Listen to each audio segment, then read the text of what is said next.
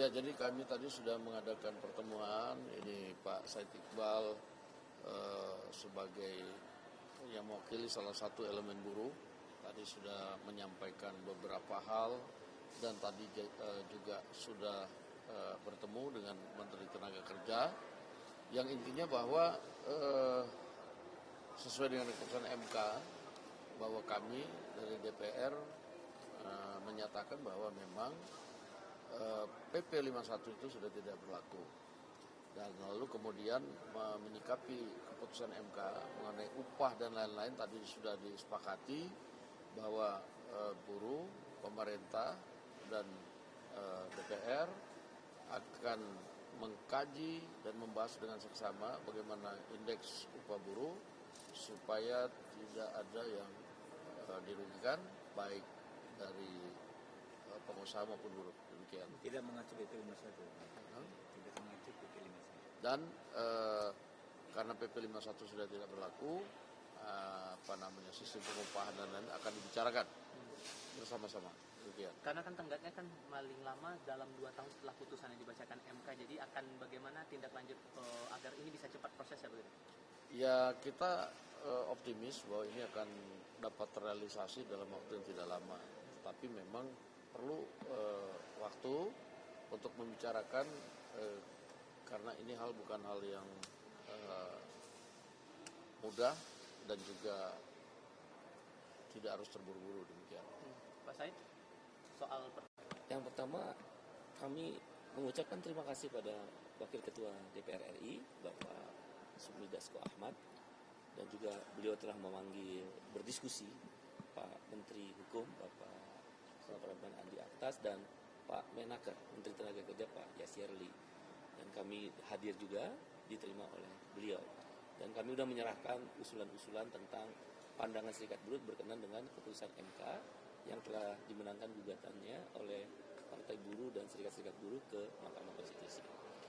Yang kedua, tentu ada yang harus cepat disikapi, dan beliau sangat respon, Pak Sukmi Dasko langsung mengambil inisiatif untuk segera menjembatani pertemuan pemerintah dan serikat-serikat buruh berkenaan dengan persoalan upah minimum. Karena upah minimum ini sudah akan harus diberlakukan per 1 Januari 2025. Nah, kalau kita tarik mundur aturan Permenaker yang lama bahwa 60 hari sebelum diberlakukan upah minimum, berarti kan 1 November 2024 sudah diputuskan dan itu sudah berlalu. Kalau upah minimum kota kabupaten 40 hari sebelum diberlakukan 1 Januari 2025 berarti 21 November. Dengan demikian masalah perlu dikeluarkannya atau diumumkannya secara resmi tentang peraturan Menteri Tenaga Kerja sebagai mengisi kekosongan hukum terkait dengan keputusan MK perihal upah minimum itu tidak harus 21 November sepanjang disepakati oleh para pihak. Kami Serikat Buruh setuju dengan saran Pak Sukmi Dasko untuk membahas lebih hati-hati, lebih detail, lebih penuh keseimbangan antara kepentingan pengusaha dan buruh sesuai arahan beliau tadi. Kami setuju. Oleh karena itu, kami bersepakat tidak harus 21 November kebijakan upah minimum dalam bentuk peraturan Menteri Tenaga Kerja dikeluarkan. Bisa saja akhir Desember menjelang 1 hari pemberlakuan. Boleh. Ini kan post major, di mana keputusan MK dikeluarkan ketika proses perundingan upah sedang dijalankan. Sehingga itu sesuatu, apa sih kalau istilahnya, apa sih yang nggak mungkin kita cari penyelesaiannya?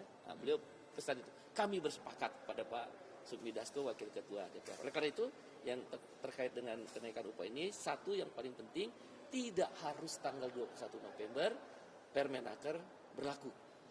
Tidak harus 7 November ini dikeluarkan Permenaker. Tentang hal-hal lain bagaimana hukumnya nanti Pak Menteri Hukum sudah diperintahkan oleh Pak Sukmi Dasko nanti akan menjelaskan atau akan mengeluarkan peraturannya. Yang kedua, ada 5 poin yang menjadi dasar usulan Serikat Buruh yang diterima oleh Pak Sukmi Dasko.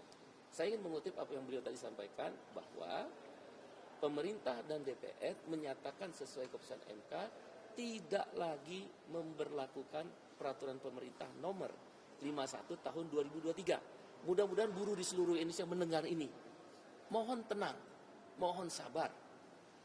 Melalui Pak Sufmi Dasko, Wakil Ketua DPR, sudah menyatakan tadi kita dengar sama-sama, peraturan pemerintah nomor 51 tahun 2003 tidak lagi berlaku, khususnya dalam penetapan upah minimum tahun 2025. Tadi, dengan demikian, kita akan menyatakan, satu, tentang batas atas dan batas bawah upah minimum tidak ada lagi, karena itu termaktub di PP nomor 51. Nomor 2, bagi daerah yang konsumsi rata-ratanya di bawah upah minimum yang sudah berlaku, maka hanya menghitung kenaikan upah indeks tertentu atau alfa dikalikan pertumbuhan ekonomi tanpa inflasi juga tidak berlaku, karena itu kan di PP nomor 51. Itu kan bagi kawan-kawan di seluruh Indonesia buruh itu yang paling dikhawatirkan. Ini Pak Sufmi Dasko mewakili lembaga DPR RI sebagai Wakil Ketua DPR dan juga sudah berbicara dengan pemerintah setidaknya dengan 2 menteri, mohon sabar dan tenang.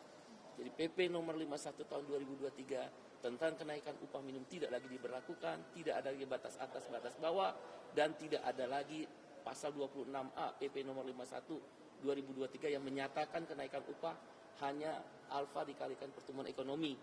Kalau dia konsumsi rata-ratanya di bawah upah minimum sudah ada. Itu mohon tenang. Nah, baru yang terakhir yang sedang didiskusikan adalah indeks tertentunya.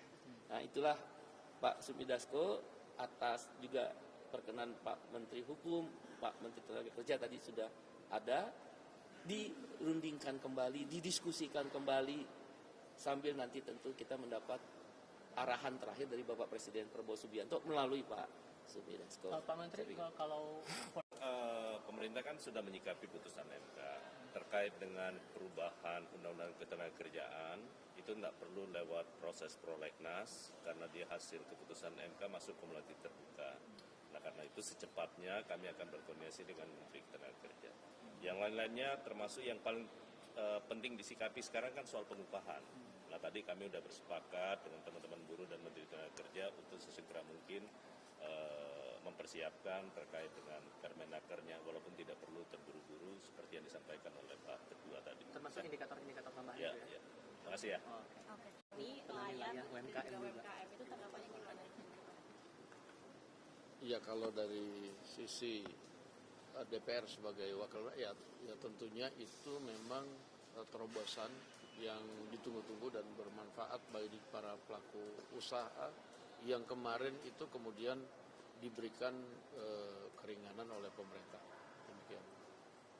Tapi untuk target yang diharapkan sebetulnya yang akan dipantau oleh DPR lewat keringanan ini kepada UMKM ini, apa yang diharapkan sebetulnya? Ya, tentunya kalau saya bicara dengan pemerintah bahwa kalau ini kemudian karena satu dan lain hal itu kan sebenarnya utang-utang daripada UMKM dan pelaku usaha yang diringankan itu sebenarnya karena kebanyakan force major.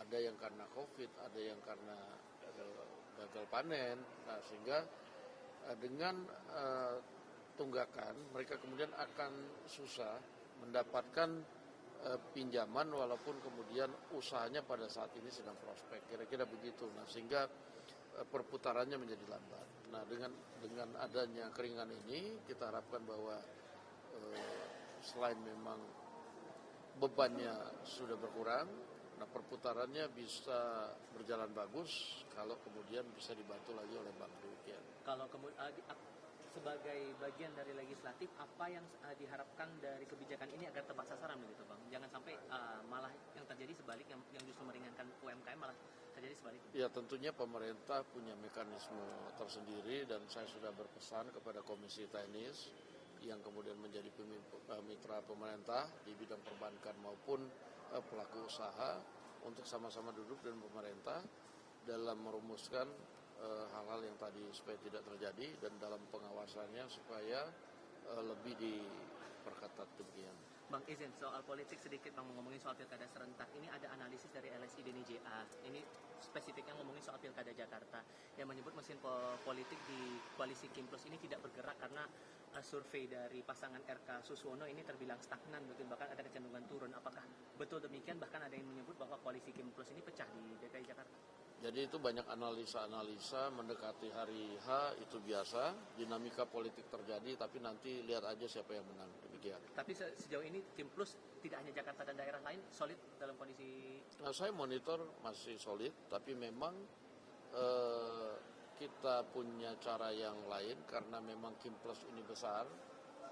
Ada juga pertimbangan-pertimbangan kalau kita, nah ini pergerakan-pergerakan yang efisien dan lain-lain, itu juga menjadi pertimbangan kita merumuskan kegiatan yang tepat sasaran. Nah, tentunya kita tidak bisa buka di sini, tapi nanti dilihat saja di mana daerah-daerah yang katanya turun-turun, siapa yang menang nanti. Demikian.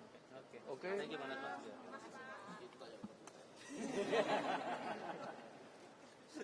Thank you.